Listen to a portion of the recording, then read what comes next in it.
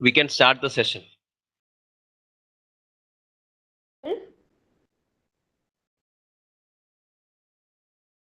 Am I audible? You are audible. You are audible. Good evening, everyone. I'm Nimmi, Research Scholar, Department of Commerce, Government Arts College, Trivandrum, and I will be hosting today's session. Welcome to the fourth week of our Saturday webinar series organized by Research Forum, PG and Research Department of Commerce, Government Arts College. Today's session deals with business and society, the role of benefit corporations. Before we start the session, make sure your mic is on mute always.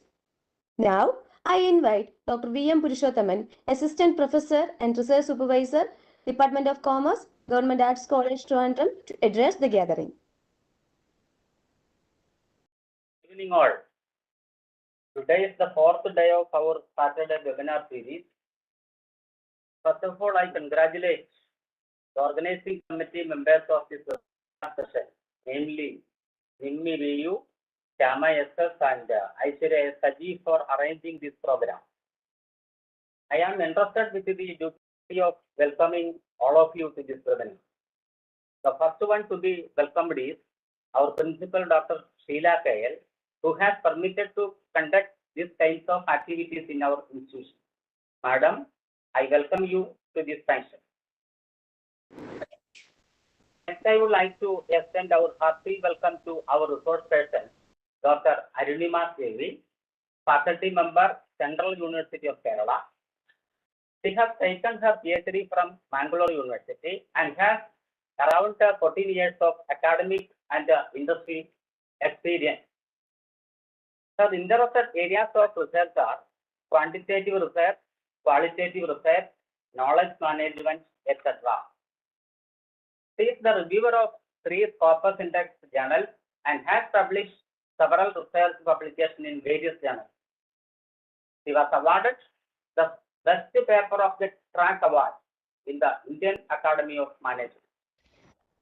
Today, she will be presenting the topic Business and Society, the role of benefit corporation. Madam, I welcome you to this webinar. Now I welcome all the participants, the teachers and supervising guides and scholars of our college and the college. Extending a heartfelt welcome to all of you once again. I conclude my words. Thank you. Sir, now moving on to the important part of the webinar. But before that, there is a gentle reminder that if there is any questions or queries during the session, post them in the chat box and you will be answered in the question and answer session. Also, a feedback link will be provided in the chat box at the end of the session. The link will be active for 20 minutes after the session. Without any further delay, let us hand over the session to our resource person, Dr. Arunima KV, Faculty, Central University of Kerala. Thank you, Nimmi. Thank you, the Principal of Government College Trivandrum, Sheeta Madam, for giving an opportunity like this. And thank you, Purushothaman Sir, for a warm welcome address. And dear faculty members and scholars and students who have joined here. Today, in fact, the topic, Business and Society, the Role of Benefit Corporation. This particular concept called as benefit corporation came to me as a researcher accidentally, and as I started knowing about it, I felt that this concept need to be shared to more people, and more people should be aware about this concept. Because we are in an era where we wanted more entrepreneurs, more startup initiatives to happen in the country, and the government itself is taking a lot of initiatives for in businesses which have social value. So at this context, I think the current generation should be aware of a concept called as benefit corporation, which is upcoming. And I would like to share my limited knowledge with regard to benefit corporation. So the entire session would be just an overview, just giving you an awareness that this particular legal structure of incorporation exists and it has a lot of scope. So let me just share my PPT and officially start my session. I hope I'm audible. Yes, you are audible, ma'am. Yes, ma'am.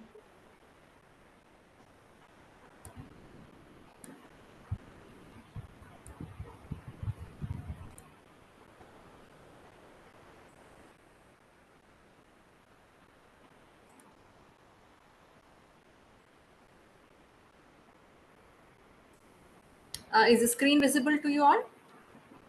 Yes, ma'am, it's visible. Yeah, thank you. So thank you for the welcome. And so business and society, the role of benefit corporations. Before going to the role of benefit corporations, let me just say about a few words about the concept business and society. So, I mean, right the moment of you are into the field of commerce management or generally business studies, this is one combination of keywords that you have been hearing. Business environment, the social environment of business. What do the business contribute to the society? So this concept is remaining right from the beginning, but the lot of initiatives that has come from businesses always seem to be not satisfactory or up to the mark. And there is an upcoming, I mean, which has been discussed a lot, a concept called as sustainability, and where sustainability in business is being considered as a core thing in the current business scenario. And I would say sustainability, if I had actually had discussions with researchers who are working on the area of sustainability, and they would say that this is already researched, current researches are going on, but there are still more to do in terms of sustainability. Now, when we talk about sustainability, what is sustainability? What is the concept of sustainability? It is all about, see, I am using the resource, but I should always remember that whatever resources I am utilizing, a portion should be always there for the future generation as well. So I should be able to think from the angle that the coming generations or the future generations also have to live here, and they are also having equal rights in accessing these resources. So when you think from that sustainability viewpoint, the three pillars acts very strong. That is the people, the planet, and the profit, and we call this as triple bottom line. So normally, when a business is concerned, there is a standard bottom line. The standard bottom line is nothing but the profit. All businesses run for profit. All business organizations are for profit organizations. They have to keep their shareholders happy. They have to make the business profitable. They need to increase the revenue. They need to increase the profit, their price, even their market share. Everything need to be in line, and they need to cater to the needs of the shareholders. So their sole existence is on the standard bottom line of profit. But the sustainability demands that there should be a concern for a triple bottom line and not just a single bottom line called as profit, which includes people, planet, and the profit. Yes, you can make profit. Yes, business should make profit, but you should also give value to the society, give value to the environment. The impact to the society should be positive, the impact to the environment should be positive. At the same time, you can make profit. So this is a concept where, the models like social enterprises or social businesses have got more to do. And let us see about that concept called as a social businesses or social enterprises, or these are called as hybrid organizations. Now, when it comes to the concept of social businesses or social entrepreneurship, social enterprises, from the West to the Middle East to the East, and even in the Indian context, see, there are a lot of confusions. See, what kind of a business is actually a social enterprise? But the truth is that the structure is a bit hybrid, in the sense a mixture. If you want to call a charitable organization as a social enterprise, yes, they exist for social cause, and therefore you can call it as their mission as something much to do for the society. So you cannot keep them away. And then there are modified versions of charitable organization, extending it to enterprising level, and then moving to the commercial corporation, which is purely for profit. Now, please give your attention to this diagram, which is shown on the screen, where it discusses about the two extreme sides, the social returns of an organization and the financial returns of an organization. To the extreme left, you can see the charities. They are not for profit. They exist not for profit. They relies entirely on the grant, subsidies, and fundraising. So someone else have to provide them funds, and they exist only for social cause, something they serve the society, and profit is not at all their objective. So the extreme end, you have something called as charities. And at the extreme right, you have something called as a commercial corporations. They exist for profit, full profit organizations, yes, with some CSR activities, but it is for profit organizations, and they have to be financially sustainable. They need to cater to the needs of shareholders. Profit making is their primary objective. But when you move from charities to commercial corporations, there you can see some hybrid organization models.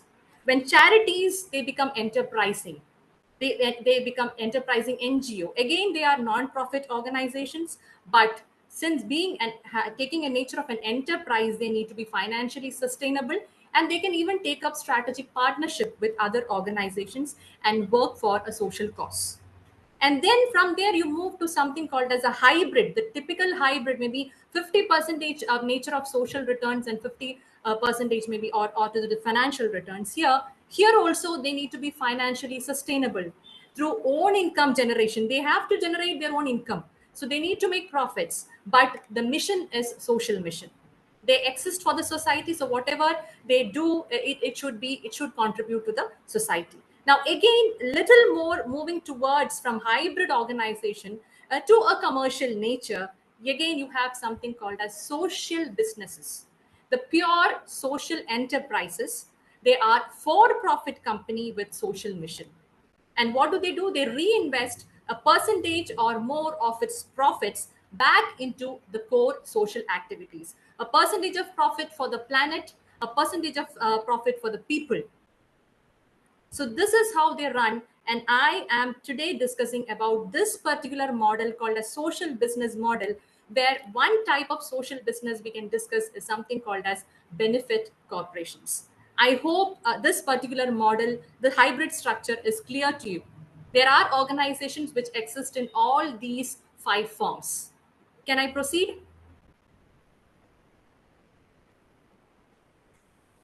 Yes.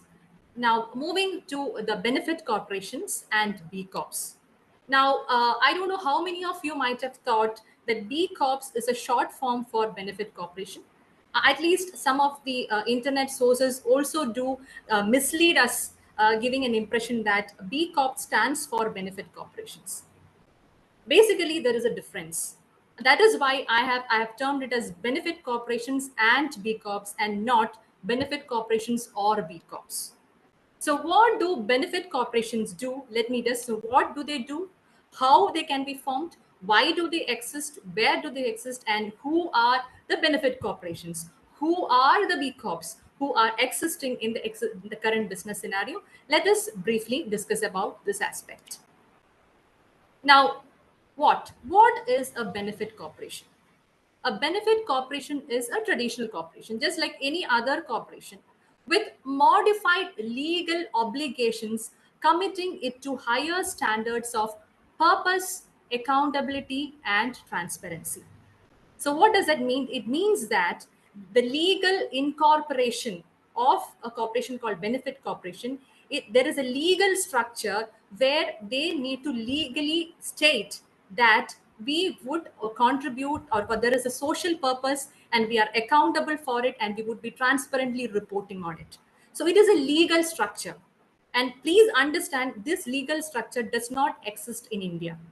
This exists in 38 nations, 38 states across the world. Most of the US nations have this legal structure. So there they have different structures.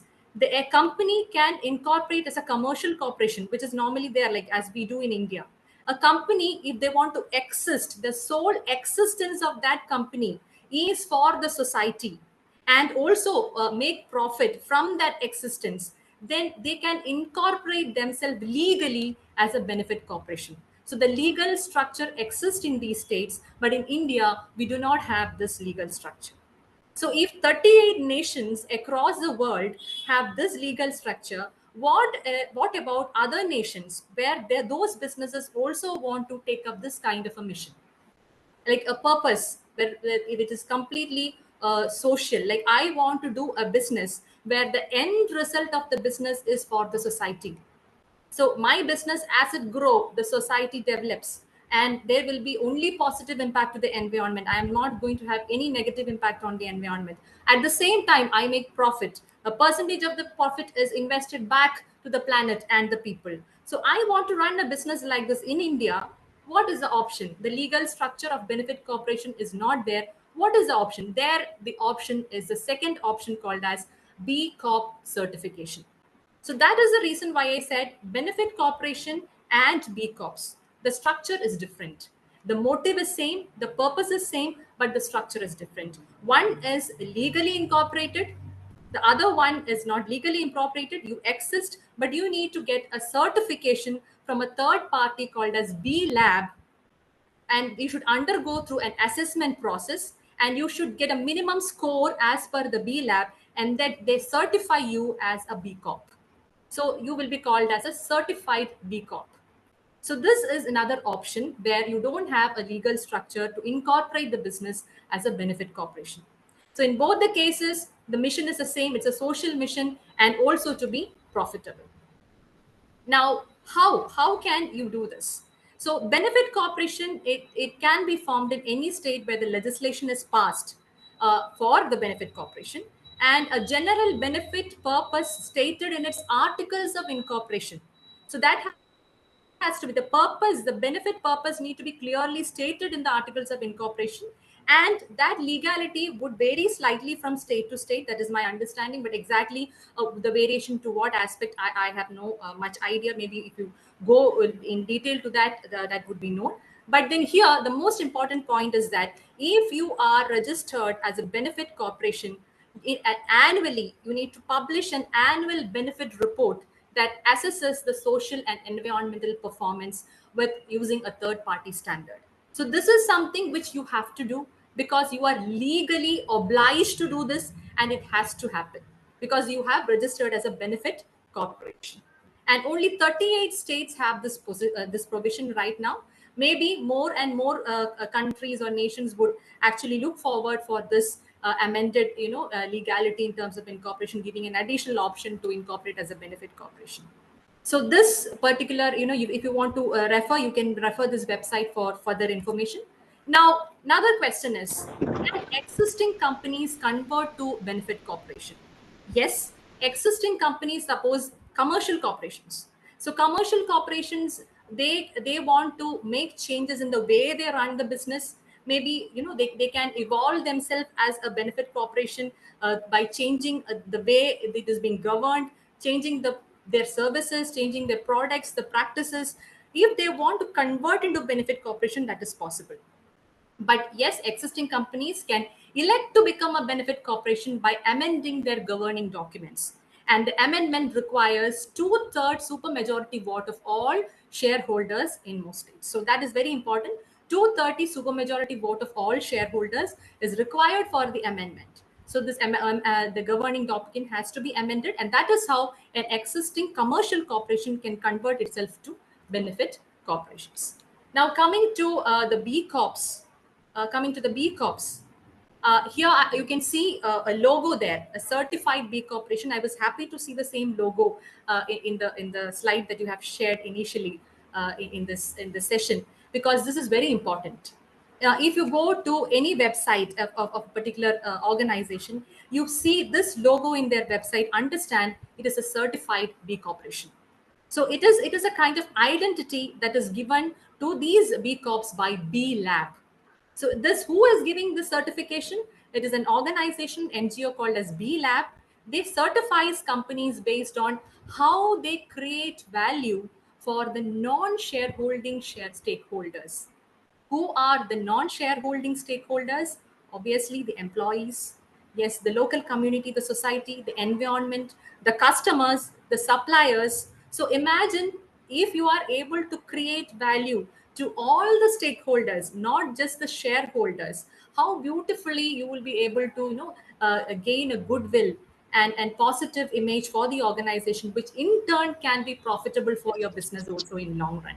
So that is the advantage. So this is another structure called as certified B Corps. Now, who is a B Lab? B Lab is a non-profit organization. It is initiated by the UN Sustainable Development Goals Action Managers, and it was founded by three friends in 2006 at Pennsylvania, United States. And what do they do? The administration of B Impact Management Program. There is something called as B Impact Assessment. There are several criteria for the B Impact Assessment. So they can actually see organization. If my organization want to get a certification, B Corp certification, I can apply for this to the B Lab. B Lab will do a B Impact assessment of all the business activities that are carried out, and they would give a score. So minimum score is there to get certified as B Corp, and therefore we get an identity, a logo called as B Certified B Corp. So that is what B Lab is doing. B Lab also has got to do with benefit corporations, though they don't have a control or decision in anything with regard to benefit corporations, but the legal structure, how to report the transparency, how to structure their account reports, these guidance, these consultancy is also given by B Lab. I don't know to what extent is this particular screen visible. This information is about B Corp versus benefit corporations. And you can see in the middle that there are certain organizations where they are both benefit corporations as well as certified B corporations. So they have why this is done is because certified B corporations, they go through a very systematic B impact assessment where every shareholder is being considered. I mean, from the customer viewpoint, from the supplier viewpoint, from the employee viewpoint, and from the societal impact and the environmental impact. So that can actually, add value to the way a business is run, and therefore it is a continuous improvement process. So there are cases where both the organizations are both benefit corporations and certified B corporations. So you can see this data is as on 2018-19. Because if I look, when I look for the more recent ones, no, I have not got a very comprehensive diagram whereby I can explain it in one shot. So that is why I have gone for this. But here you can see as on 2018-19, the number of benefit corporations were 4,400, and then certified B corporations 2,000. Now in March 2022, this number has increased to almost 4,800. So there is a growth. See, more and more organizations are getting certified as B Corps. And the performance is always self-reported in the case of benefit corporations. But with regard to certified B Corps, these organizations must achieve a minimum verified score of 80 on B impact assessment out of 200. So 80 should be the minimum score. And when they get minimum score of 80, they will be certified as a B. And this will be valid only for 2 years, and the recertification is required after 2 years, where that again they need to apply the B impact assessment should happen again, and they should, the second time also, they should get a minimum score of 80. So this is how their performance is assessed. And the availability is only for Italy and 30 US states. Now I think for 38 states have this legal structure availability.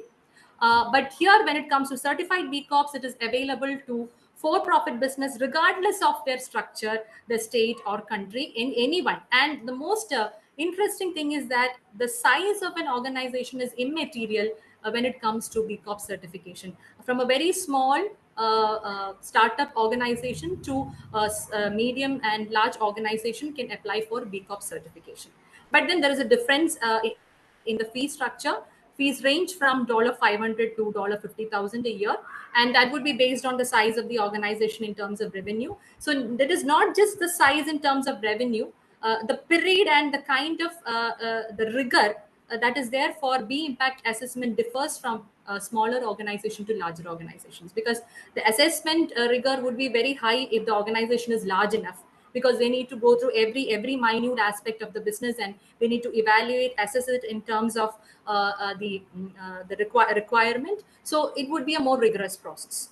And again, here also the cost of filing, they have told it varies from state to state. And what is the role of B Lab? B Lab has a role in both cases. I have already told you in the case of benefit corporation, in the model legislation development, they have a role. And how do these see? I have already told you, benefit corporations, they have a legal obligation to transparently report their impact on society and environment. And what is the reporting standard, what tool they can use, how well they can present it, that guidance will be given by the B Lab. And in case of certified B Corps, it is like, everything, right from the application and then further consulting, everything is done by B Lab. Now you can see here 227 certified B Corps also benefit corporations. And here again, very important, accountability and transparency is considered as very important here. So the directors on board are required to consider the impact of their action on all the stakeholders and not just the shareholders. And here, transparency, it should publish report of overall social and environmental performance assessed against a third party, that is a B Lab. So this is overall picture about like what is a BC and what is a certified B Corp.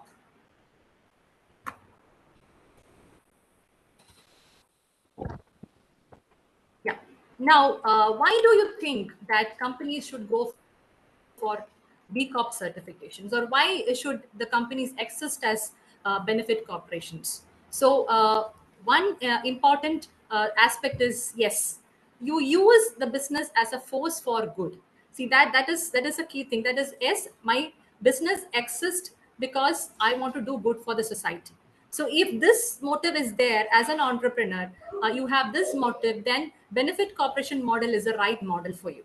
Second thing is that, see, when you get certified as B Corps, there are a lot of advantages that are coming to you as an organization. Imagine you are a small firm, a small enterprise. So you are getting connected to a network of benefit corporations and B Corp across the world through the B Lab, whereby you are getting a lot of opportunities to partner with similar kind of businesses. So everywhere, see, the other person is also for a social cause. So your business is already for a social cause. So is there the possibility of partnership is always high. So you get that opportunity. And then there's still you benchmark the sustainable performance. The thing is, again, the B Corp certifications every 2 years, this needs to be revised. And benefit corporations every year they have to present the transparently present or publish their report. So always there is a benchmark of sustainable performance, and you cannot keep away from this benchmark. You have to maintain your standards of sustainable performance. So obviously, if that is the case, then imagine this organization would, as they grow, the kind of image or status they have would be wonderful in terms of their social impact and environmental impact. And then access to several services, that is again through networking. And the most interesting thing is that the customers approach towards these B Corps is really wonderful.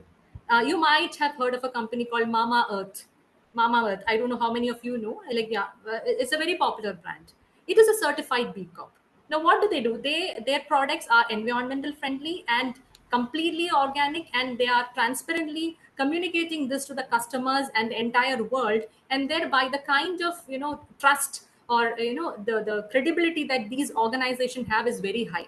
And even if their products are priced higher, the customers are ready to buy their products. They become loyal to these organizations. So this is an identity. B Corps or a benefit corporations being there is a very powerful identity, very positive identity, whereby they can attract customers, and make sure that loyal customers exist. And at the same time, this is applicable also for the workforce, because I've already told you, the work culture that they need to maintain in the organization is very important. The employees should be happy.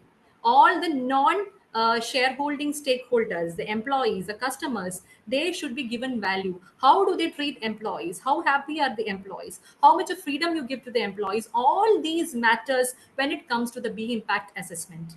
So because this culture exists, there is a high possibility to attract and engage talent. So people with talent, they would love to work in these organizations, and the talent would be retained. And it always project a social mission, and there is nothing to pretend here. It is highly accountable, highly transparent by law. Benefit corporation, it's by law, it's a legal obligation. So there is no need to pretend anything.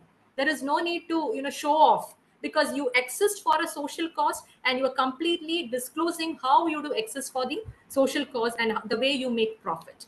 And this can also attract investors. There is a recent article, I think 2020 or 2021, I don't remember. Very few researches have happened in this area of benefit corporations and B Corps. Maybe close to 100 plus 120 something. That is what I have come to know. Out of it, many of them are not exactly related to benefit corporations, but somewhere they touch upon this concept and leave. But hardcore research on this area is very less. So there the study is like, how do the investors look for investing is this kind of like structure. So it is found that the study result says that 1/3 of the investors are very much interested. That means they are very happy that they invest in a business for a social cost, and therefore getting an identity of certified B Corp or existence of benefit corporation, more and more investors also get attracted to you. So you can grow with their support. It can generate popularity and collective campaigns like social medias. The kind of crowdfunding opportunities that these kind of social enterprises have is very high. It is easy to convince. They are not pretending. Everything is open, transparent, and It is easy to convince people. So the collective campaigns are mostly very successful. So these are some of the benefits of being incorporated as benefit corporations, apart from the actual mission or the objective that they have. Now, existence of or the global presence of benefit corporations. In April 2010, Maryland became the first US state to pass the benefit corporation legislation. And to your knowledge, you have seen B Lab came into existence in 2006. So this certified B corporations were there even before the legal structure was passed in 2010. So I think 2007, the first certified B Corp was there. And that was an initiative of Sustainable Development Action Managers to come up with an NGO like this, and they should monitor or assess the social businesses and their impact, and these kind of businesses should be encouraged. So that was the objective behind B Lab and giving certification for B Corps. And in April 2010, this particular legislation was passed. So what I happen to understand is that why did this US states or these Western countries, they wanted a structure like this is because of some of the past experiences with regard to the corporate scams.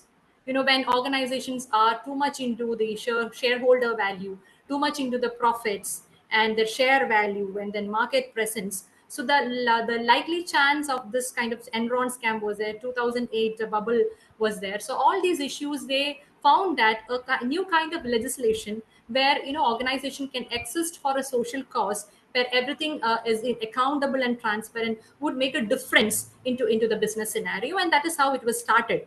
And there are 38 states with legislation approved, and again 4 under process. Italy is the first country outside US to pass the legislation. Over 4,400 companies have incorporated as benefit corporations, and I think the number would have increased by now. And any company independent of size can incorporate as benefit corporation. Highly profitable companies like Patagonia, Method, and Clean Canteen are benefit corporations. Understand, Patagonia is a very, very successful benefit corporation.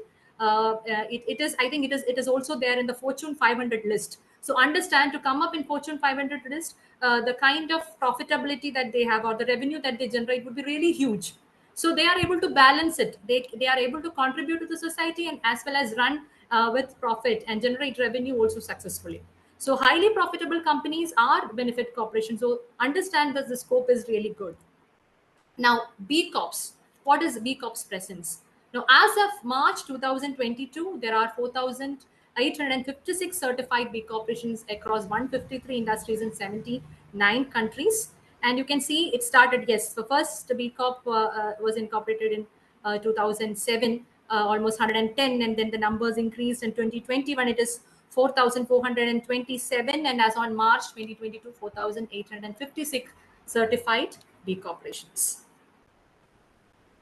Now, Patagonia and the founder of Patagonia, Yuval Chouinard. I would suggest all of you to read about Yuval Chouinard, because we all read a lot about Bill Gates and then Elon Musk, and then yes, there are so many. So when you say some of your favorite entrepreneurs, there is a list. Often the social entrepreneurs doesn't come in that list, and I think Yuval Chouinard deserve to be in that list, because that was a kind of visionary that he had when he started this organization called Patagonia.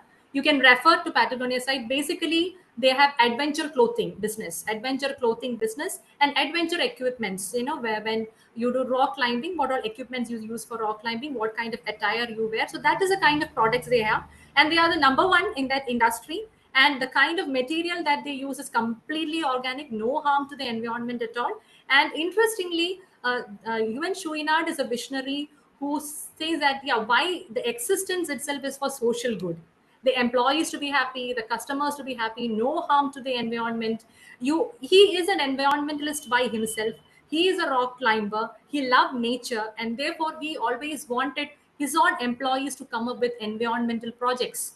So they're free funding. He provides free funding, discussions, deliberations on, and there is also a kind of environmental activism that he inject to his own employees, that wherever you feel that the environment is harmed, you need to be active and fight against it. So that is a kind of culture that Yuval Chouinard has developed through his organization, and it is a highly profitable organization, one of the top organizations. And this is just for your information. Somewhere I happen to get this cultural design canvas of Patagonia. It is very nice to read this actually. Here, purpose is that we are in business to save our home planet. So that itself is why do we exist? That is the sole purpose. And build the best product, cause no harm to the society, and use business to protect nature. So no bound to conventions. There is no need to bound to conventions. You can come with innovative ideas, provided you do good to the nature and you don't unnecessarily cause harm to anybody. And interestingly, there are so many things like managers, the decision making things and meetings. No meetings at lunchtime. All meetings should be family friendly meetings, and no private offices or rooms for meetings. It should be open rooms where there should be space for open discussions. And here you can see rituals. Activism is a ritual. Emotional exit interviews are done, where they talk with their employees emotionally, and when they leave the organizations. Resumes are read from the bottom up and not from the top to bottom, where they look into the interest and the hobbies and nature of the, and then they come to the other credentials. So this is the way they manage the entire workforce. And it is read that is a great place to work.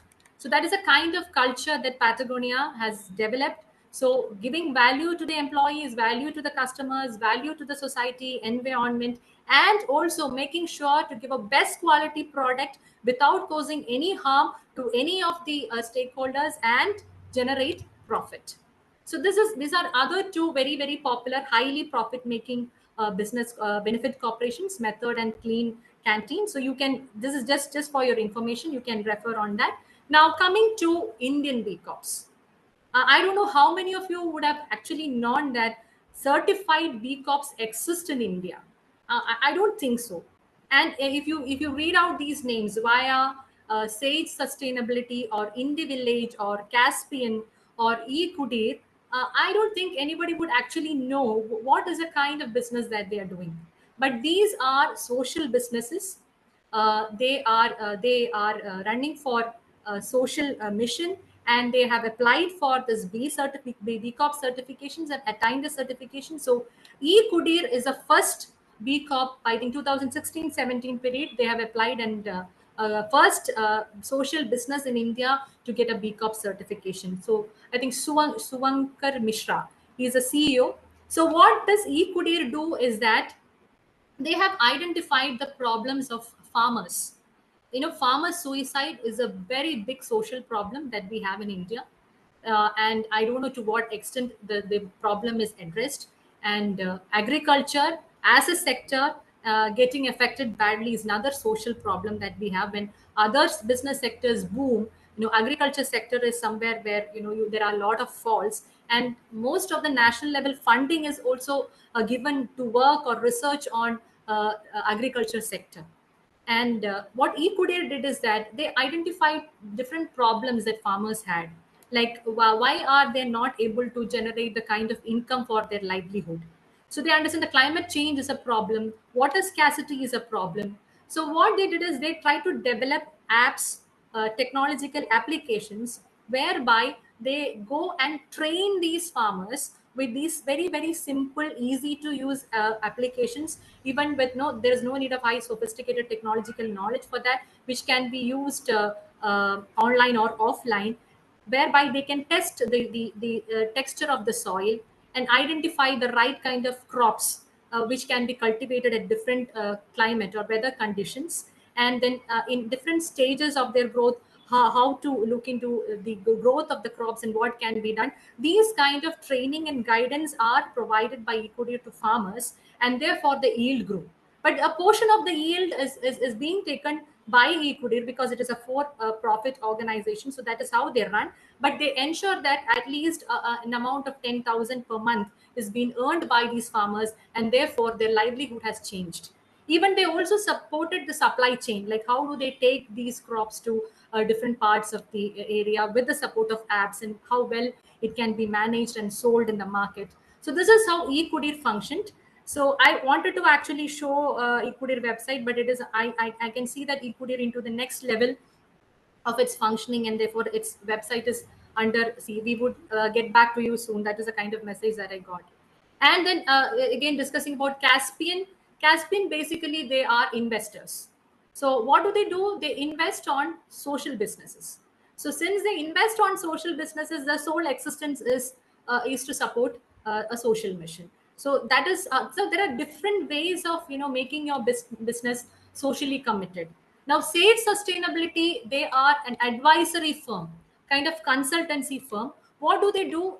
They give consultancy or advisory to organizations to remain sustainable in long run.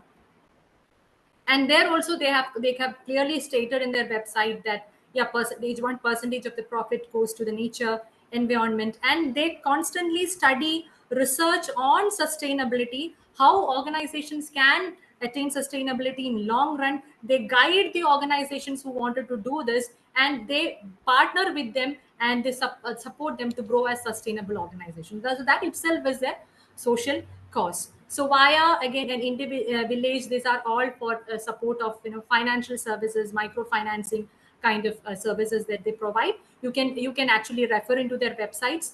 And I think so that is all I would like to discuss right now. Now let me just share a website here. So I think the website is visible to you. Can anybody respond?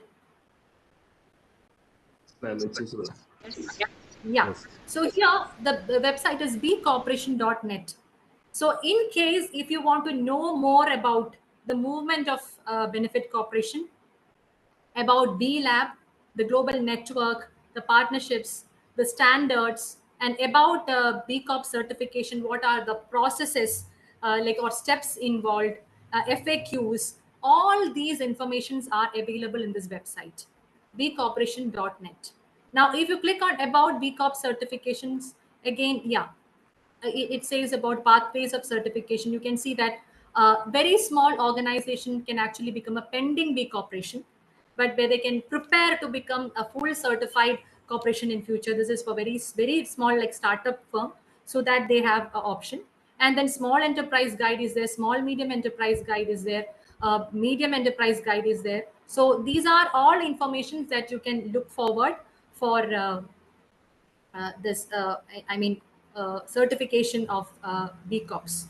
Now you can also, I think, find a B Corp option is there, where you can actually search with the country, latest B Corps 3P consulting. So you can get the list of B Corps existing, and you can actually like type with India, the country. But when you type with India, not necessary that it would show only the Indian B Corps. Anywhere it is associated, it shows 79 results. Please understand, all these 79 are not B Corps. We do not have 79 B Corps in India, because even if other B Corps, like companies which are headquartered in other countries, have some or other kind of presence in India, I think those companies are also being shown in this list. So Caspian, you can see, and there is a company called as Organic India.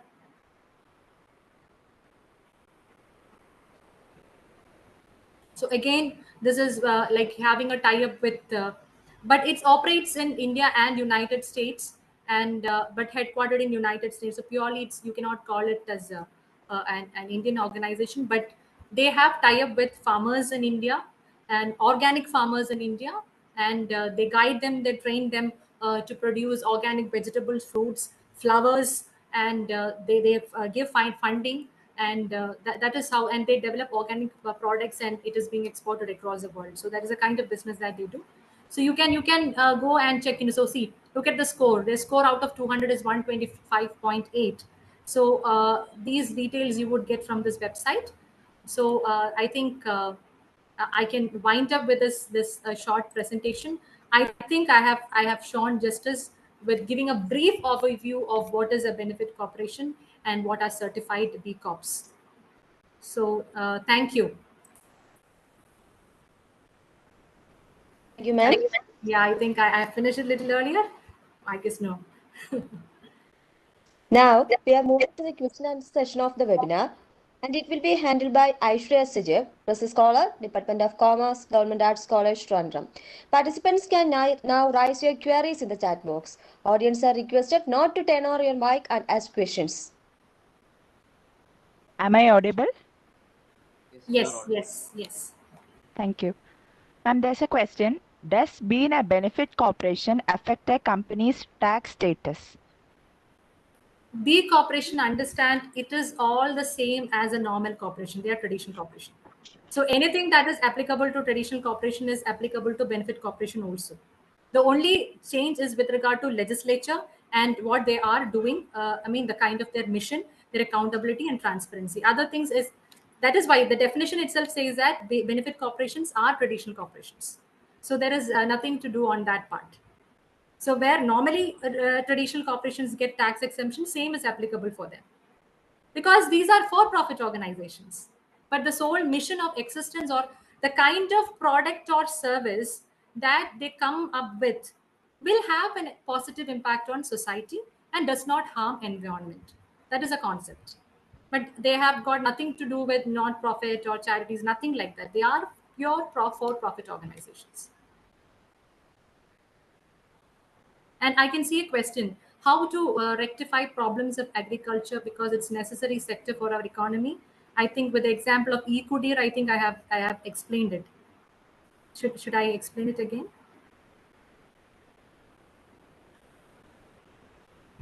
I think that was a question posed by Dr. V. Kavita. Kavita, ma'am?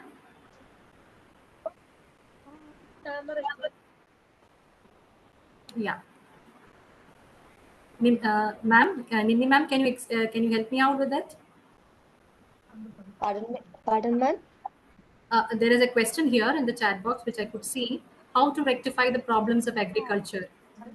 Uh, Yeah, I think I have given an example of Ecodeer, how they rectified some of the problems in agriculture, how they have transformed the lives of farmers. So they ensured a guaranteed income of at least close to 10,000 every month by partnering with farmers and changing their lives, giving them training and guiding them. So these are some of the options, like you can explore and find out it. அந்த பையன் நல்லா பாடுறான்.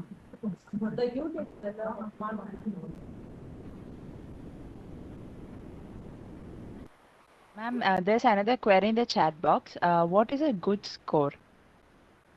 They said minimum of 80, but I think the highest score when I happen to read is somewhere 187.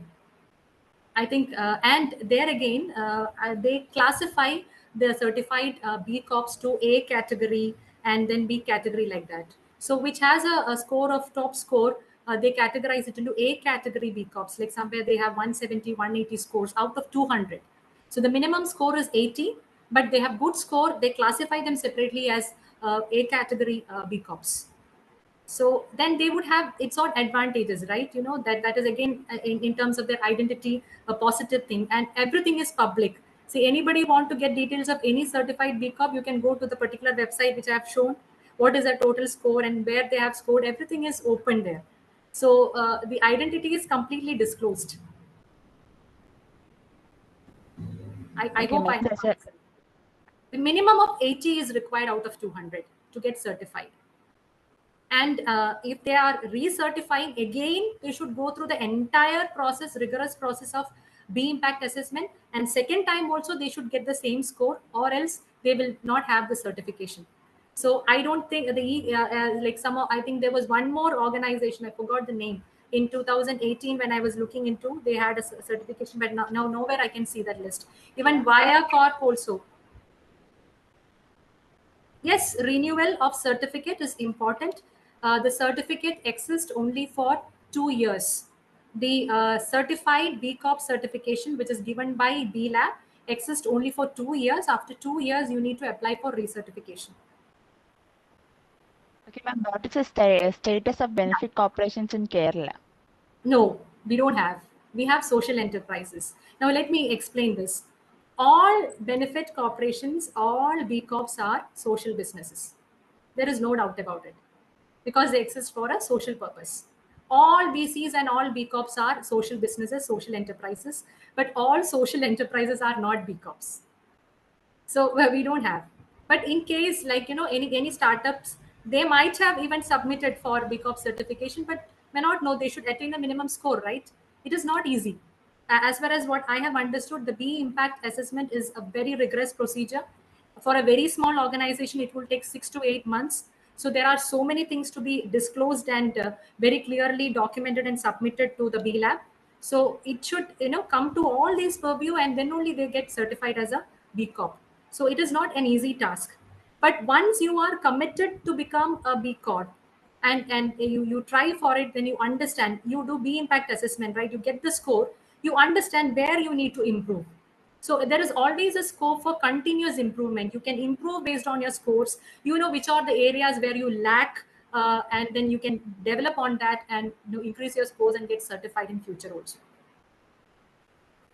Okay, ma'am, there's a question from Dr. Sanita. Whether benefited corporations come under the purview of CSR policies activities. Schedule Now, 7. yeah, I have clearly told Companies Act 2013, this is purely for commercial organization. Our legislature does not have an option for benefit corporation to get incorporated as a benefit corporation. So in India, we don't have this. We only have the Companies Act 2013, and we have to go for the CSR policies. Indian companies have to go for the CSR policies, which is being told in the Section 135 of Companies Act. But understand, and we can't incorporate as a benefit corporation in India. Our statute doesn't say about it at all. Maybe in future we have this kind of an amended legislation, well and good. Now the only option is that you can register as a normal company, Companies Act, where you have to abide to CSR policies. But CSR policies, when is it applicable? It is for successful businesses. Am I right? There is a criteria, how this many crores of turnover, and then existence for past average net profit for past 3 years. So there is a criteria for the CSR policies. So that means this is applicable for large organizations. And what about B Corp certification? Even a very small startup organization can apply for B Corps. They can become social organizations by nature. So that is where the difference exists. I hope it's clear. Okay, ma'am, there's another question. What are the documents they has to produce to get benefit corporations? See, that part you have to go and in detail check it, because I have gone through that check where I can but you have to register, get in and check in. As long as I am not an entrepreneur, I cannot get that information. But basically documents is it says very clearly that there should be an amendment in the governance document. That means if you want to certify yourself, an organization as a B Corp, you have registered as a commercial corporation, there should be a slight amendment made in the governance documents, like management discussion practices that you follow. How do you assess the impact? How do you report in your annual report? These things, slight amendments have to be given, have to be done. For this, you have to approach B Lab. B Lab will give you consultancy on this aspect. So B Lab is there to guide you. So as you need to communicate with the B Lab, you have to submit the details of your organization, because you can request the B Lab, like B impact assessment, you want to be a part of it, and the B Lab will guide you on what to do further. So that is how it happens. So when you go to that B Corp site, like B impact assessment, there is an option to register as an organization, and where you can enter the details. But as far as I am not an entrepreneur, I cannot do that. So accordingly, you would be getting a subsequent consulting from B Lab to get certifications. Okay, ma'am, there's another question. Any similarity between cooperative organization and benefit corporations? Cooperative organizations comes in a different structure. You have charities and then hybrid structure, right? So similarities, I would not say. Only similarity is that the social cause is there. But cooperative organizations, their legal structure is different. Benefit corporations are pure for profit registered businesses with social cause. That's all. So it is all about, I have showed the different structures, right? I think you can go back and read on the hybrid structure of social enterprises. So when you read or more on, I think if you are a social business researcher, I think this is very important. There are many structures, from charitable organization to NGO to cooperatives. All these, the asset cooperatives, they come under social enterprise purview. But benefit corporation is a completely different model. Okay, ma'am. Ma'am, what are the drawbacks of benefit corporations? Drawbacks in the sense I have not come across. The thing is that yes, you have to sustain as a benefit corporation. It is not easy. I can see that with eQudir, two times the eQudir has actually able to remain in that, but then now I can see there are a lot of changes happening with eQudir. So every 2 year you need to renew, and you have to make sure that you are able to sustain with the scores. That is very challenging. So for startups and small enterprises, this is a challenge that I have seen to sustain as a B Corp. Having a sufficient scores in the B impact assessment is a challenge. So that is what I have understood. But benefit corporations, I think large corporations, their challenge in the sense, if you ask me, these many of the benefit corporations are not publicly listed, but those publicly listed corporations, commercial corporations, have now converted them into benefit corporations by amending their legal structure. That has happened. So that is the thing. So they function as a completely different entity. I would not say that is a drawback, but that is something which I find different from that of commercial corporation. Okay, ma'am. But What are the small companies, obviously, they have challenge to sustain themselves with the certification. It is a huge challenge, not easy at all.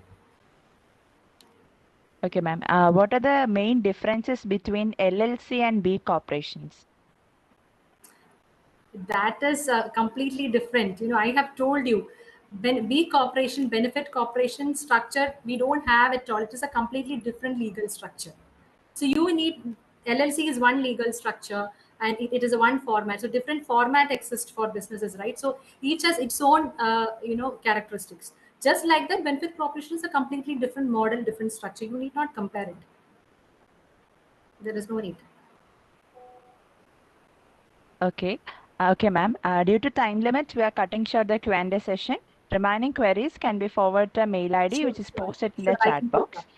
But I And very strongly suggest, or if you are interested with B Corporations, I suggest all of you to go through that website, bcorporation.net, because it has a lot of information there if you are interested.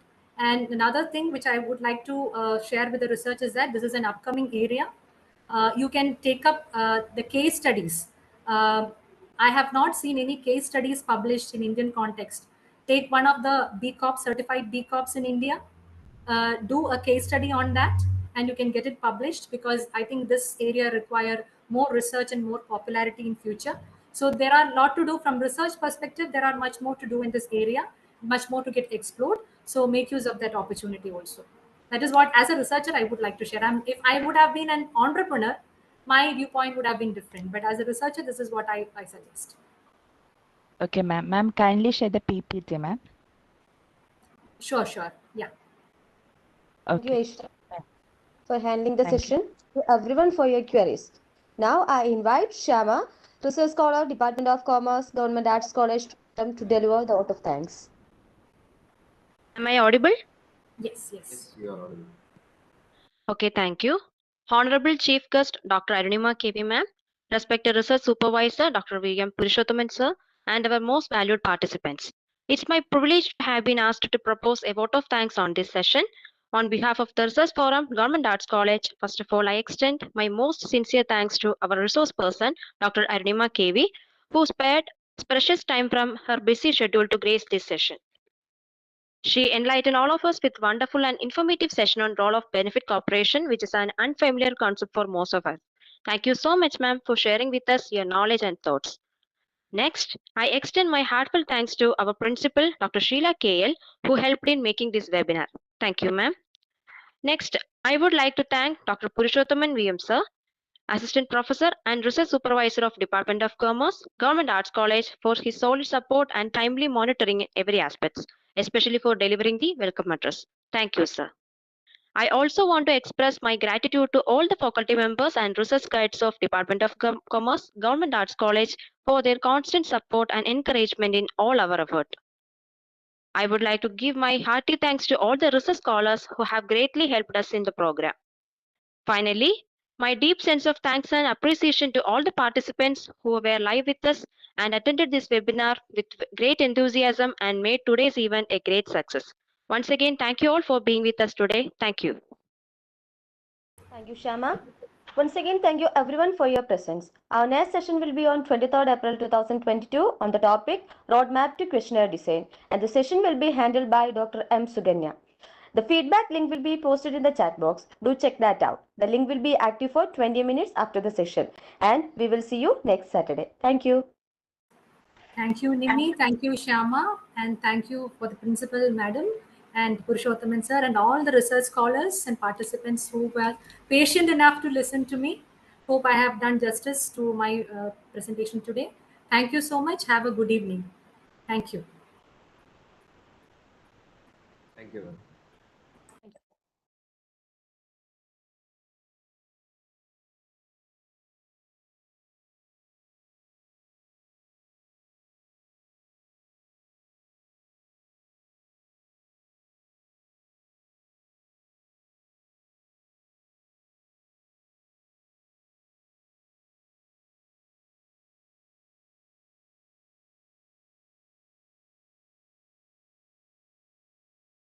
I hope I can leave the session, right? Yes, ma'am. You can leave the session now. Yeah. Thank you. Thank you.